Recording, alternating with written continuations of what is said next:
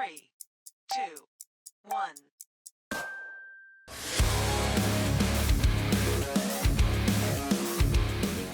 Welcome back to Bean Gaming. Yes, the Halloween event is here. Thank you so much for everyone who joined the live stream today. It was a lot of fun. There's a lot to go over. And Bean, how come you didn't post a long form video after the live stream?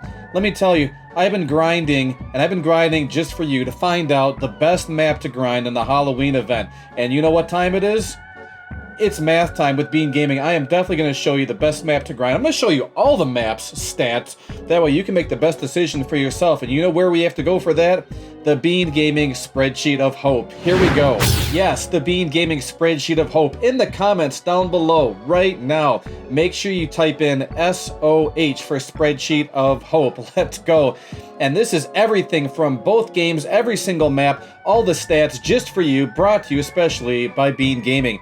So, there's a lot to dissect here. Let's go over this piece by piece, but first, let me tell you the best map for you to grind according to what I came up with. So we'll get that out of the way right away. It's going to be the Halloween map 2-3. This will be the best map to grind for pumpkins per minute. You're going to get the most amount of pumpkins if you have a really good team, because it turns out to be, for me, because I get, every time that I won, I was getting 1,051 pumpkins. Actually, hang on a second. Yeah, here we are, 1,051 pumpkins, which turns out to be 205.6 pumpkins per minute, which is really good. And then if you take a look at, that was pumpkins per minute. Now, if you're working on your index, that means that you're going to get some kind of coin or pumpkin boost, and therefore boosted be to 508.97 pumpkins per minute. So really, by you working on that index, then it's going to drastically increase your pumpkins per minute. It's the same thing that's true for the coins. Your coins are going to go up on the regular games by a lot as well. So let's start this one by one here. And on top here, I have Game 1, all of the Game 1 Halloween maps. And you can see the money stays the same. It's $600 to start each one of those maps. On Game 2, you get $3,000 to start. So it's more advantageous to play the $3,000 map. Plus, you'll see the rewards in just a minute. The pumpkins increase as you progress throughout every single game. But what's interesting is that pretty much everything else is the exact same. Like if you look in this column here, this is the Game 1 column rewards. The XP stays the exact same, the winning crowns stay the same, which is fine. The pumpkins do increase, but only by 25. And then look at the souls. The souls is really, really bad. It's actually only get 2 to 5 souls per match. And that's even true on Game 2. You only get 2 to 5 souls per match there, so that's terrible. And then the Eternal Glass, you only have a 3% chance. I'm glad they threw the locks in there. Locks is a 3%. I believe that's the best percentage right now. And then the Agony stays at 1%. But if you hop on over to Game 2, then that slightly increases the Agony to 1.1%, 3.2, and 3.2 for the Lock and Eternal Glass. That's not a big difference, so it's not overly going to statistically matter. But at the same time, you could get a 1 or 2 more Eternal Glasses or Locks, but I don't think you're really playing these games for those specific materials, but it's nice that they threw those in there. If you scroll on down to Game 5, then you'll notice that the only thing that changes are the pumpkins. On Game 1-5, you're going to get 350. On Game 2-5, you're going to get 475. And compare that to Game 2-4, you're going to get 450. So you're like, well, hang on a second. Game 2-5 is what I need to grind. Well, that's not necessarily true, because when I timed everything, now, of course, this is according to my team. You're going to have to time your own team, but if everything is about the same playing field, then the time should be relative to your team. So it should technically be about the same. But anyway, take a look here. If you play 2-3, then I'm getting 508, almost 509 pumpkins per minute. The second best map for me is 2-4, coming in at 460.86 pumpkins per minute. The fastest map for me, and it wasn't even close, was 2 minutes and 4 seconds on Halloween map 2-3. The next closest was 2 minutes and 25 seconds.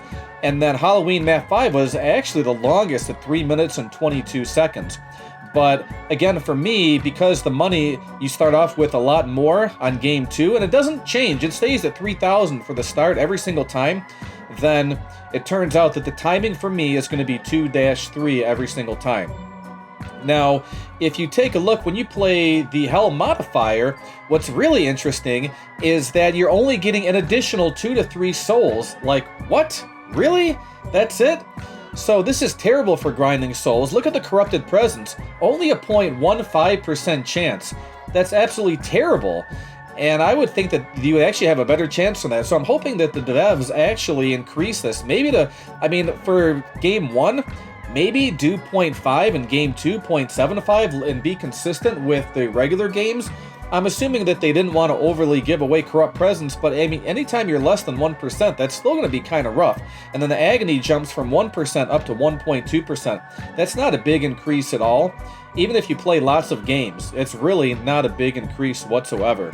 So these are the stats right now, and then I did even throw in endless mode, and for some reason I'm thinking that endless mode is bugged, because you have trick versus treat, those modifiers, or those types of games, and the rewards were the exact same for me on both, and I'll show you that right now. If I scroll on down, I did record every single reward that I got for the trick, and I did trick all the way through, then I did treat all the way through, and if you look all the way through, which I actually stopped for the trick because it was the exact same, but if you keep going and going and going, then this was the exact same, and for some odd reason, when you click on the treat, you're supposed to have a 25% chance of getting better rewards.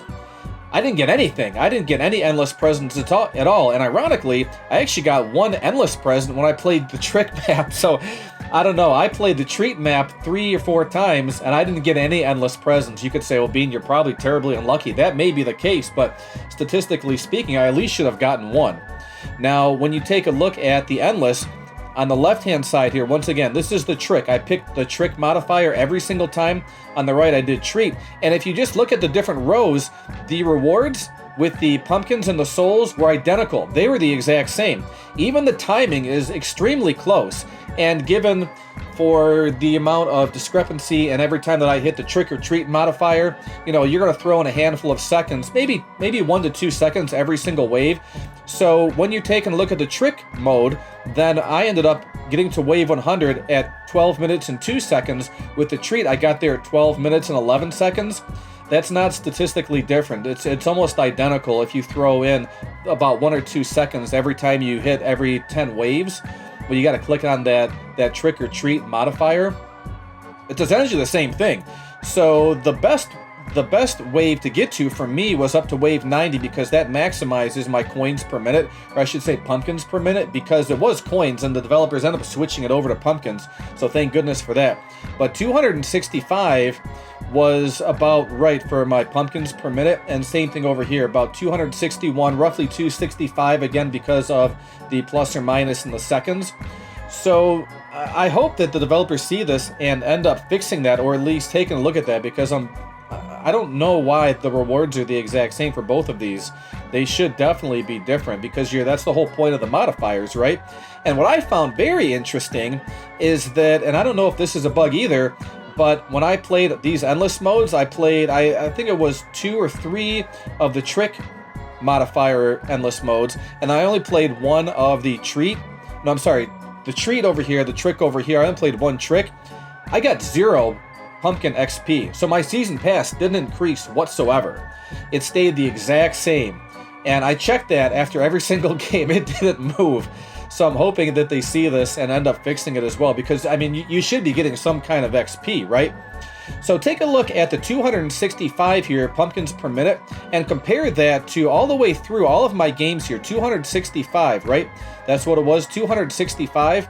So you're doing better than game 1, and you're doing better than game 1-1 and then 1-4, but otherwise, for all of game 1, you're going to do better than endless on your pumpkins per minute if you have the index that I do. Now, when you take a look at the pumpkins per minute with just flat out of what the rewards are looking like, then endless is going to be a little bit more advantage to you.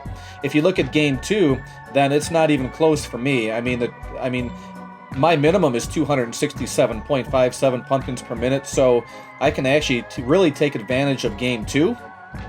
And especially 2-3, if I'm grinding pumpkins, which I am, then that's going to be the one that you want to go to. But I don't know, I have the Bean Gaming Spreadsheet of Hope here all drawn out for you.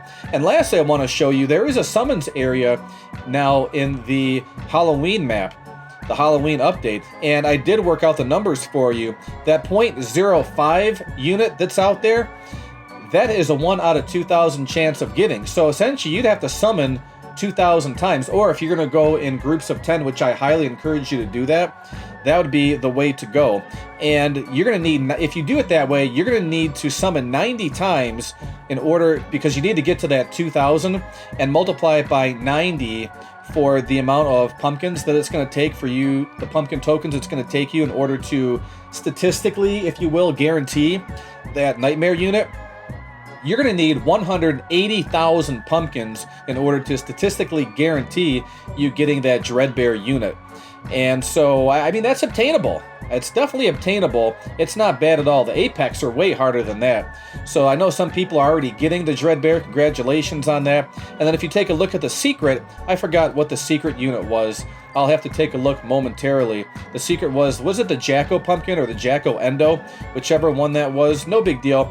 But that's a 0.25% chance of getting, so that's 1 out of 400, which essentially means you have to roll 400 times individually, or if you're going to do a roll of 10, multiply that by 90, because each unit, each summon is going to cost you 90 pumpkin coins, 90 pumpkin tokens. You're going to need 36,000 in order to statistically guarantee that you get one of those secret units.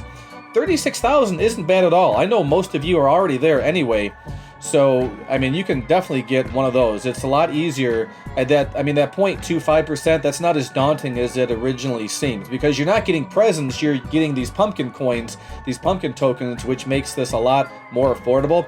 So I'm going to be grinding pumpkin coins this week and trying to get that Dreadbear, because it looks really cool. I saw some of the other YouTuber showcases of it, and it looks cool. Is it overpowered? I don't know. But at the same time, you got to have that on your team, right? I'm going to be grinding the Pumpkin Pass as well. Let's take a look at that right now. Just left the Bean Gaming Spreadsheet of Hope, and let's take a look at the Event Pass. It's the Halloween Pass. Let's hop on in there and take a look now. Since I did win a game, I'm going to go ahead and claim these pumpkins and souls here. But all the way at the end here, we have the Jacko Cannon. No idea what that does. The Eclipse Ballora. If anyone has a shiny version of these, I'm interested. I will definitely trade for it, because I did get a little bit of a sneak peek of it, and from what I've seen, it's actually really good. So I'm more than willing, more than happy to try and trade for this Eclipse Ballora. And I'm going to try and get to the end of the Halloween Pass, hopefully by tomorrow, and then maybe show you, maybe clam the rest of these different levels here, the rest of these rewards, these Halloween rewards, and maybe I can personally get a shiny Ballora, but I don't know. My shiny luck hasn't been all that great lately, but that's just a heads up there. That's what we're going to try and grind. So 5-2 for me works out to be the best. Maybe it is for you. We have the amazing Bean Gaming Spreadsheet of Hope, and hopefully that is giving you hope and to see which of these maps you should be grinding. So there's always giveaways going on. We're doing a giveaway for 4 phone guys right now. After this is done, maybe we'll do a giveaway for some Mendos. And if you take a look at my inventory, I think I have a whole bunch of these Halloween units here. How many of these secrets do I have? This is the Jacko Pumpkin, right? Let me see. Is that who he is? Oh, it doesn't say his name, but that might be it. Let's take a look. And let's type in Jack. There he is. Now, I only have one of them. It's the Jacko Endo. And no, I only have one of those, but I do have 22 of these Jacko Bonnies, so maybe I will do a couple giveaways for those. And I do have a couple shiny Jacko Chicas. That's kind of cool. And then 11 regular Jacko Chicas. But if you take a look at my Mendos, you can see I have 9 of these. So maybe I'll do 2, 3, 4, maybe give away 4 of those, and just kind of go from there. But I don't know. We're trying to do giveaways at least 2 or 3 times a week for everyone while I have these units available to me. So I hope that you're having fun with this Halloween event. I like it. Is it overpowered? I don't know. I'm still playing, still trying to figure out these units and see if any of these units are definitely overpowered.